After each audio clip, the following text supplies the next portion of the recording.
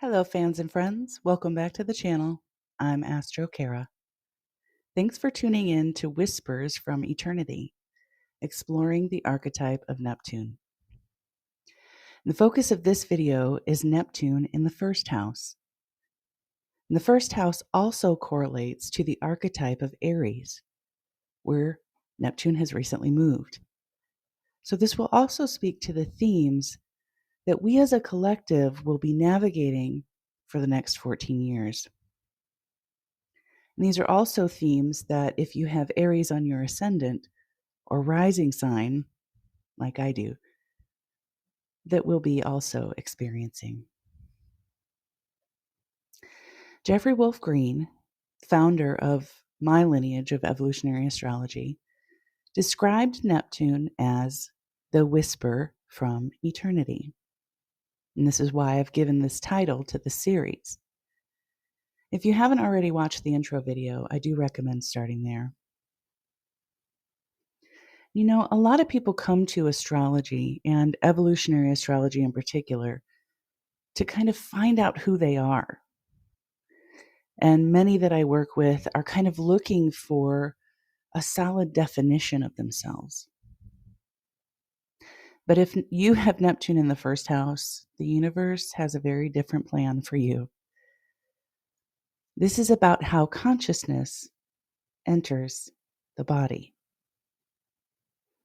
In EA, Neptune in the first house reflects a soul intention to soften identity itself.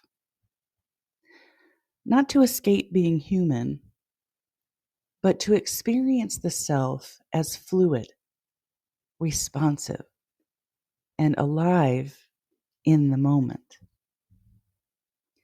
So it's not about asking, who am I supposed to be?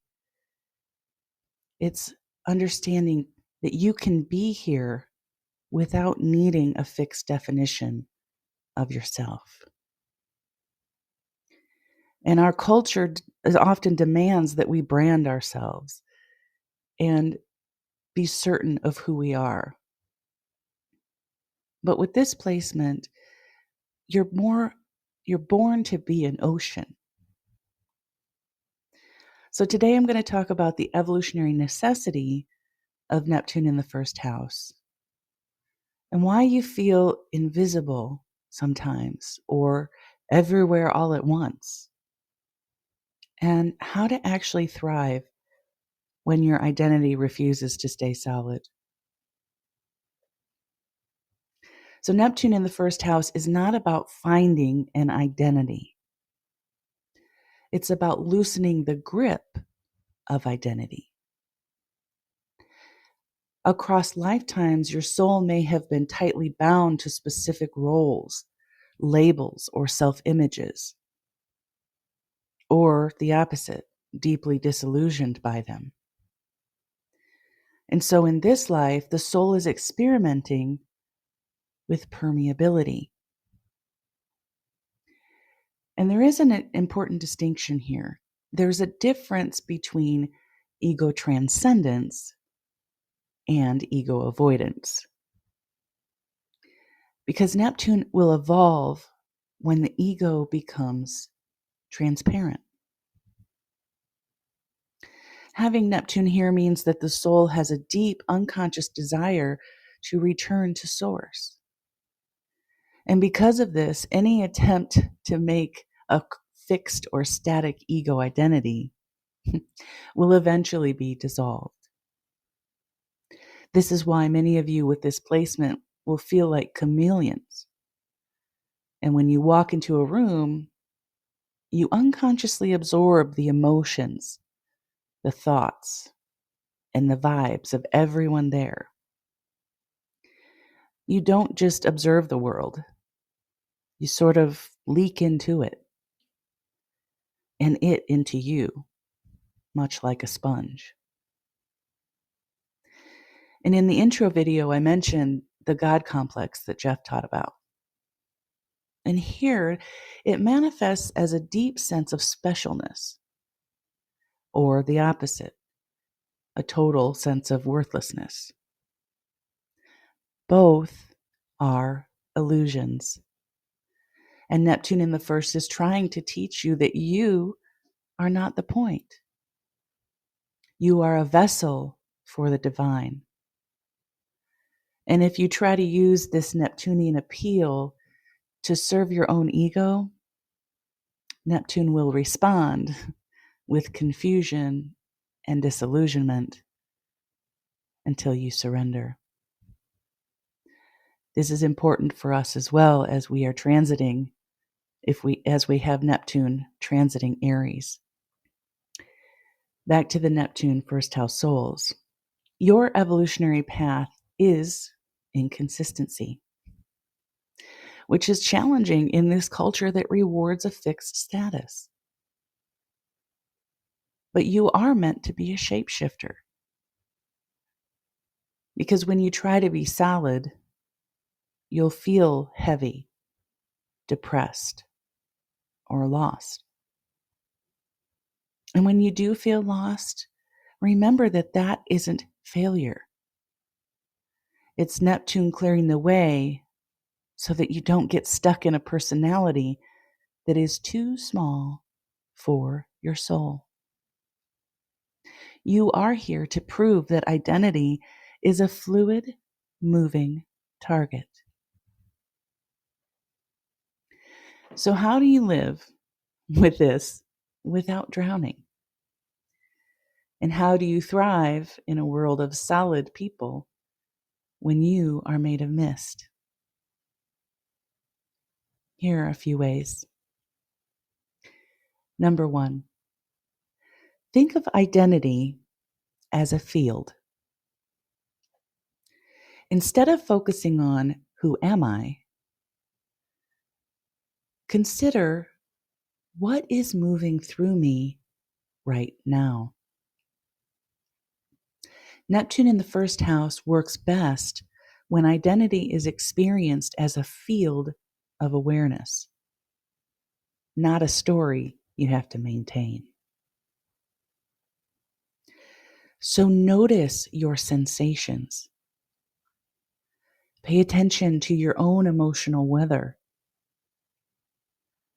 and the subtle impulses that arise from your body. You don't need to define yourself. You need to simply feel yourself existing. Number 2, develop a conscious relationship to projection. People project onto Neptune first house people constantly because they feel things when they're around you. And they see things in you and even imagine things about you. This is because the polarity is the 7th house of relationships. And the evolutionary work isn't to shut this down, but it's to develop discernment. So after you interact with anyone, it's important to practice psychic and energetic hygiene. Recognize what you absorbed that doesn't belong to you, and what still feels true once you're alone in your own body.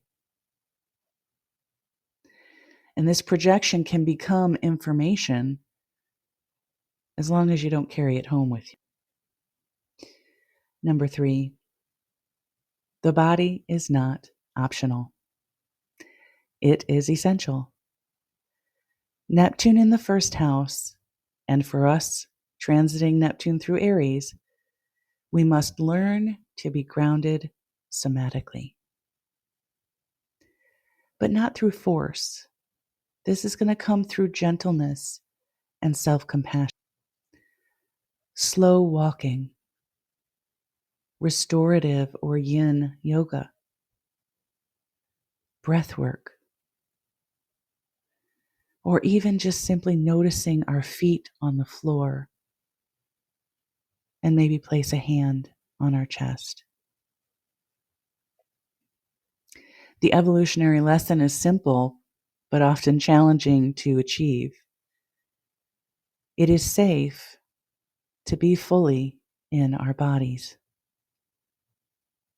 Because when Neptune isn't embodied, it drifts all over the place. And when it is embodied, we become a presence. Number 4, name the present, not the persona. Rather than define yourself in permanent ways, practice naming your current experience. Instead of this is who I am, begin to consider, right now I feel tender.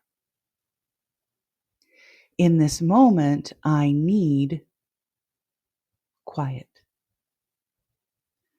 Today, I'm feeling unsure.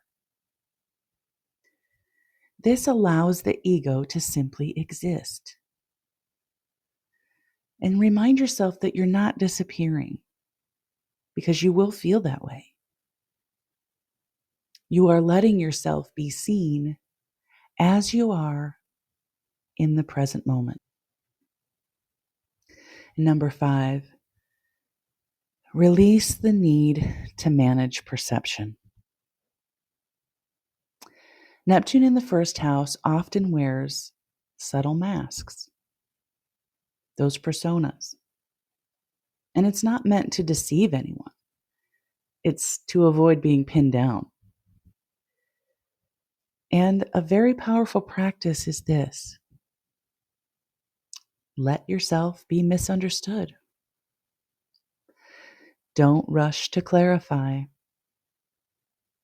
Resist the compulsion to over-explain.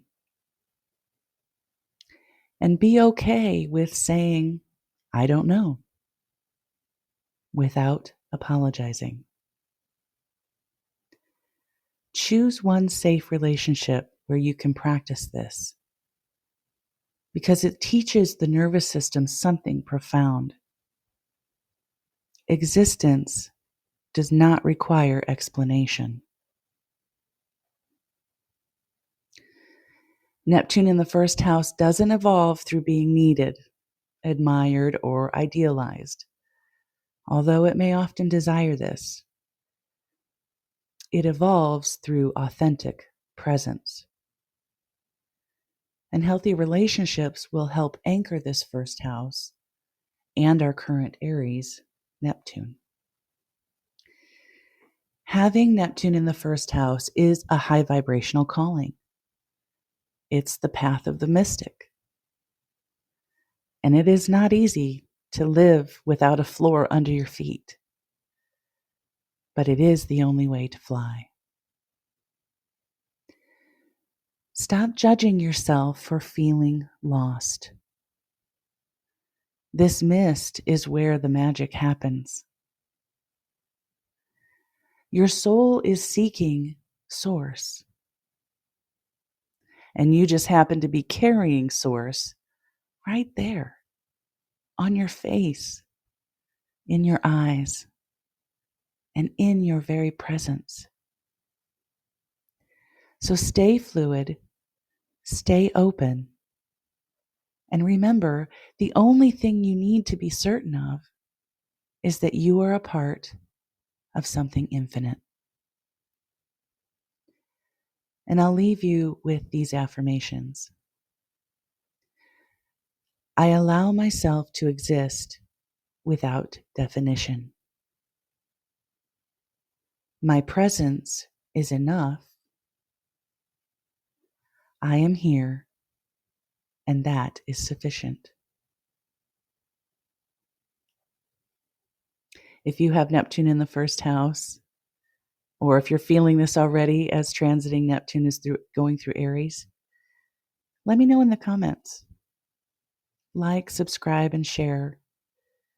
And if you want to explore how Neptune weaves into your larger evolutionary story, I'd love to hold that space with you. And you can find me at astrokara.com, and the link is in the description. Until next time, take care of you.